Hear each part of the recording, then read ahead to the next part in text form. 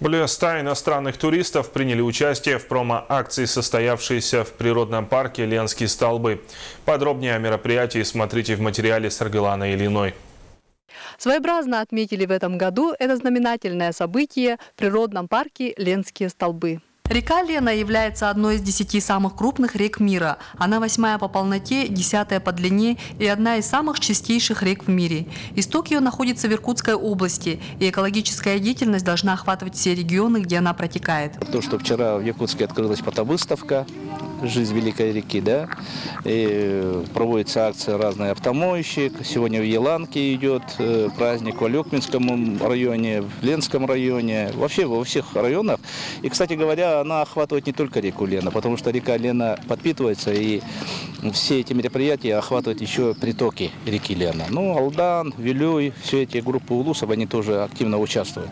В местности Лабыджа на Ленских столбах гостей и матушку Лену поздравляли задорными песнями на якутском языке и танцами образцово-показательного ансамбля «Синская радуга». Только что совершившие восхождение на крутые ленские скалы, иностранные гости с удовольствием приняли участие в акции. Удивительно, просто удивительно. У меня нет слов, чтобы выразить красоту этого места. Здесь очень красиво, невероятно красиво.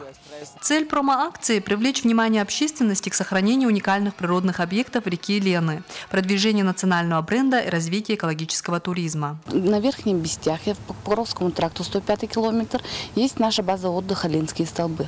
Оттуда можно, если заявки у нас поступают, мы можем перевести на быстроходных лодках или катерах до 8-10 мест, начиная с 5 до 10 мест. Тур на одного человека примерно стоит 3000. Природный парк Ленские столбы организует экологические туры на Ботаму, Тукуланы, на Ленские столбы. За лето туристические объекты природного парка посещают до 10 тысяч туристов. И эта цифра растет с каждым годом. Саргылана Ильина, Александр Ирков, НВК Саха, Хангаласский улус.